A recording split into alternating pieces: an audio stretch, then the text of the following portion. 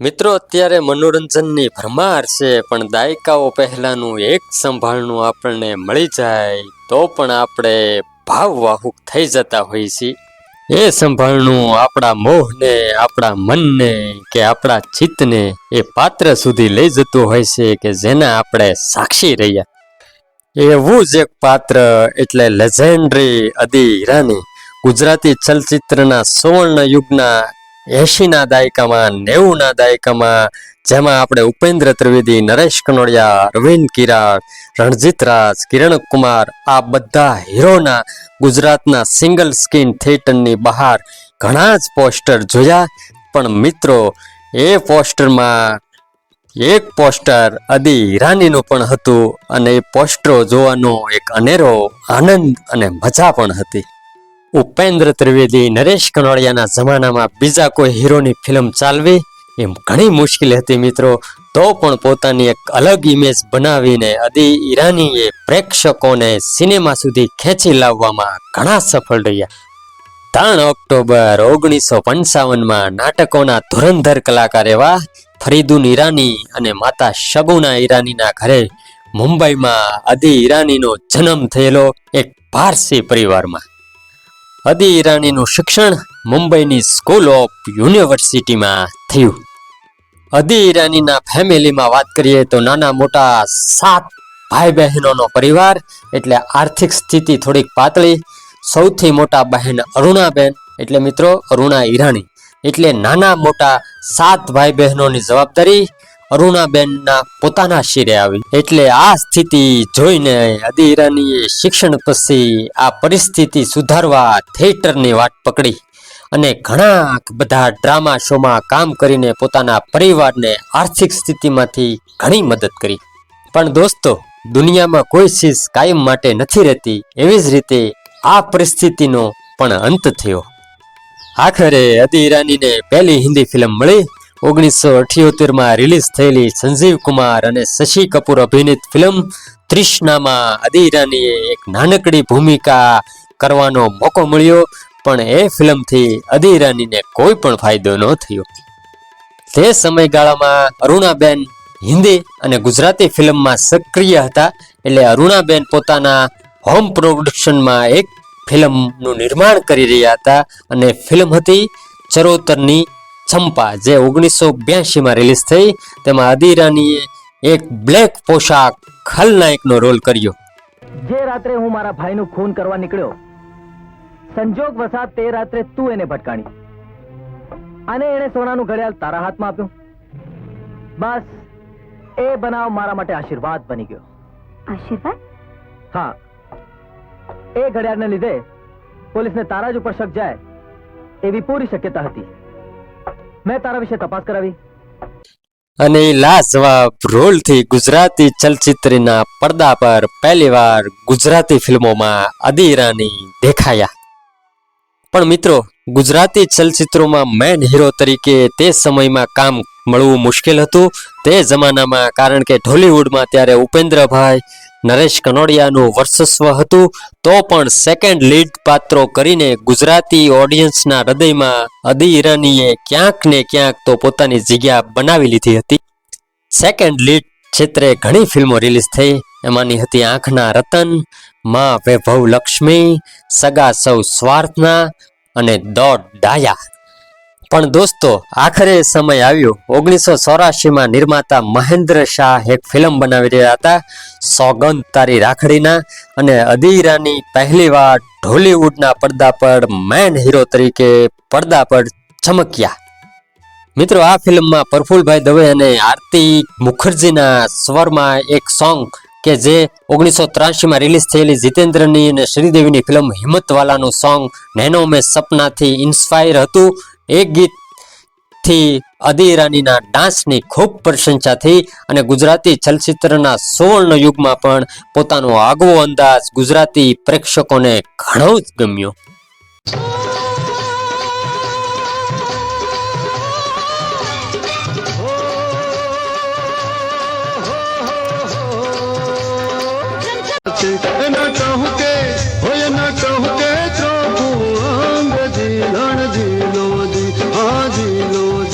न कहूँ के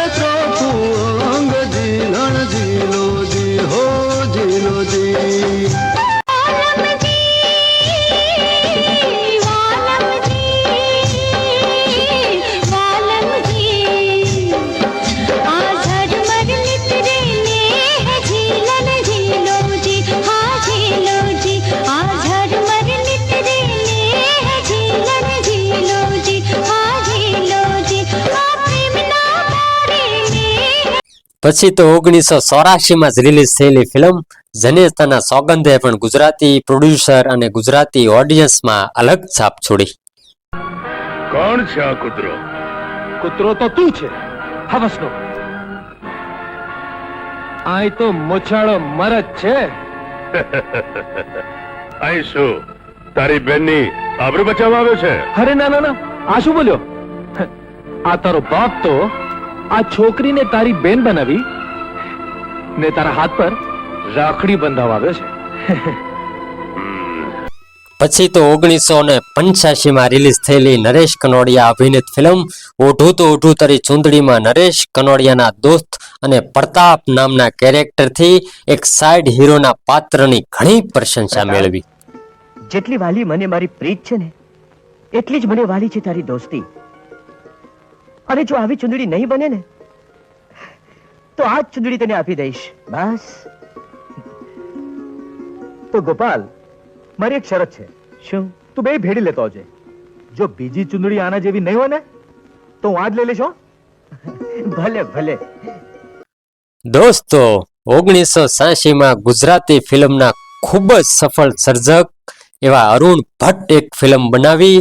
એ ફિલ્મના ગીતોએ અને બે સ્ત્રીઓના પ્રેમ પ્રકરણ વાળી વાર્તાએ એ ફિલ્મ સિલ્વર જુબલી થઈ અને એ વખતના તમામ ટેપ રેકોર્ડરમાં આ ફિલ્મના ગીતોએ ધૂમ મચાવી.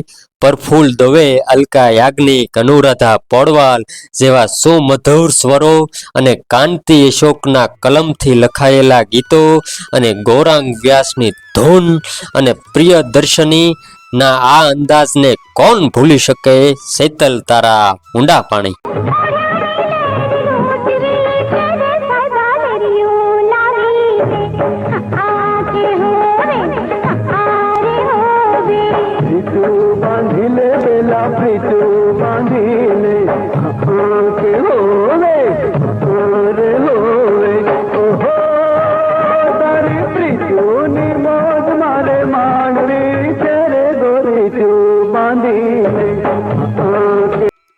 રાગેણીના પતિવર્તા પ્રેમની દાસ્તાને અને આ અભિનયે પ્રેક્ષકોને આફરીન કરી દીધા.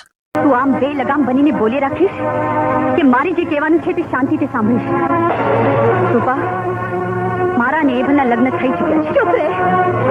લગ્ન જેવા પવિત્ર બંધન પર તારી પાપી જીભના છાંટા ઉડાડી ઈશ્વરે સર્જેલી અટૂટ ગાંઠને અપનાવ નહીં. રૂપા, અરે કોણે જોયા તારા લગ્ન? કોણ છે તારા લગ્નનો સાક્ષી? ઈશ્વર. અમે ઈશ્વરની સાક્ષીએ લગ્ન કર્યા હતા. તારા જેવી બજારું રખાત તો પારકા પુરુષોને ફસાવવા ઈશ્વરની આડ લઈને પોતાની અસલિયતને છુપાવતી જ રહે છે. રખાત રખાત રખાત છે. જ્યારે સુખ દુઃખની વહેંચણી થાય છે, ત્યારે ઘરને ખૂણે બેસી દુઃખ તો મારા જેવી સુખાઈની પત્નીઓને ભાગે જાય છે. સુખ તો તારા જેવી રખડેલ રખાતોને ભાગે જાય છે. હવે તું હાથ બટાવી રહી છે રૂપા. હાથ નથી બટાવતી, પણ પત્ની તરીકે હાથ જતાવું છું. હું તને સાફ સાફ જણાવી દઉં છું, કાલ સવારે સૂરજ પોર કાઢે એ પહેલા તું અહીંથી જતી. મિત્રો, આ ફિલ્મ સાથે જોડાયેલો એક કિસ્સો, ટિકિટ બારી પરની યાદ. તે વખતના ચાહકોને યાદ જ હશે.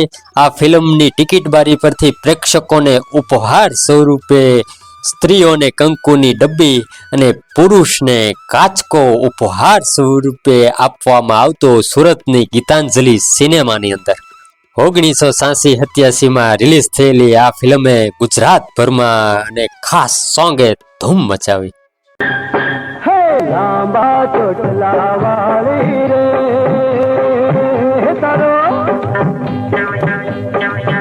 તારો ચોટલો ડાલમ ડોલ, તારો ચોટલો ડાલમ ડોલ. લાંબા ચોટલા વાળી રે. આના પછી પણ ગુજરાતી અને હિન્દી ફિલ્મોની સફર અદી ઈરાનીની ચાલુ રહી. પોતાના બ્રધર એટલે ઇન્દ્રકુમાર 1990માં સ્વતંત્ર રીતે એક ફિલ્મનું નિર્માણ કર્યું અને ફિલ્મ હતી દિલ. ઇન્દ્રકુમારે એટલે મિત્રો અદી ઈરાનીના સગાભાઈ છે કે જેણે દિલ, બેટા, રાજા, ઇશ્ક ઘણી સુપરહિટ હિન્દી ફિલ્મો આપી. બોલિવૂડમાં ઘણું જ મોટું નામ છે. દિલ ફિલ્મમાં આદિ ઈરાની નજર આવ્યા પછી હિન્દી ફિલ્મ ક્ષેત્રમાં આદિ ઈરાનીનો ખેંચાવ સંપૂર્ણપણે થઈ ગયો અને ઘણી ફિલ્મો કુ એક્ટર તરીકે કરી. એમાંની હતી ઝુલ્મો કો જલા દૂંગા, નફરત કી આંધી, દિલ, पर्दा है पर्दा, जख्मों का हिसाब, खुददार, तुमसे अच्छा कौन है, छोरी छोरी छुपके અને શાહરૂખ ખાનની ફિલ્મ બાદશાહ વગેરે. આના પછી તો અદી ઈરાનીએ ટીવીના નાનકડા પડદા પર પણ રોક કર્યું અને ઘણી બધી ટીવી સિરિયલોમાં કામ કર્યું. એ સિરિયલો હતી કસોટી જિંદગી કી, યહાં મેં ઘર ઘર કી, સાવિત્રી એક પ્રેમ કહાની, રંગ બદલતી ઓઢણી, રક્ત સંબંધ, देश से निकलता होगा चांद, हरे कांच की चूड़िया, तुम बिन जाओ कहाँ, जमीन से आसमान तक. અને જય ગણેશ ટીવી શોમાં તારકાસુરના મિત્ર બનીને કાલકા દેવી બનીને રાક્ષસનું પાત્ર પણ લોકોનું મન મોહી ગયું. કલર્સ ટીવી પર રિલીઝ થયેલી સિરિયલ સસુરાલ સિમર કા પાર્ટ 2 એમાં પણ અદી ઈરાની અલગ અંદાજમાં નજર આવ્યા. જગજનની માં વૈષ્ણો દેવી દેવેન્દ્રના રૂપમાં ફરીવાર નજર આવ્યા. 2018માં વેબ સિરીઝ અકુરીમાં પણ અદી ઈરાનીએ પોતાના અભિનયથી દર્શકોને આફરીન કરી દીધા. 2021માં રિલીઝ થયેલી લોકડાઉન કી લવ સ્ટોરી. અદી ઈરાનીએ ડિરેક્શન ક્ષેત્રે પણ ફિલ્મો કરી. 2013માં રિલીઝ થયેલી રક્ત ફિલ્મમાં અદી ઈરાનીએ સહ નિર્દેશક તરીકે કામ કર્યું. વાત કરીએ અદી ઈરાનીના નિજી જિંદગી વિશે તો અદી ઈરાનીના લગ્ન ડોન ઈરાની સાથે થયા. તેમના 2 સંતાનો, બંને દીકરીઓ. મોટી દીકરીઓનું નામ અનાયદા ઈરાની જે ઇન્ડિગોમાં છે અને નાની દીકરી આરાયા ઈરાની ઇન્ડિકેશન ગૃહ અટેન્ડ કરી રહ્યા છે. નાના મોટા 7 ભાઈ બહેનોના બહોળા પરિવારમાંથી આવેલા અદી ઈરાનીના 4 ભાઈઓ અને 3 બહેનોમાંના સૌથી મોટા બહેન અરુણાબેન, એના વિશે તો ગુજરાતી પ્રેક્ષકોને માહિતગાર કરવાની કદાચ મારા ખ્યાલ પ્રમાણે જરૂર નથી. બીજા બહેનો હતા સુલેખા અને ચેતના.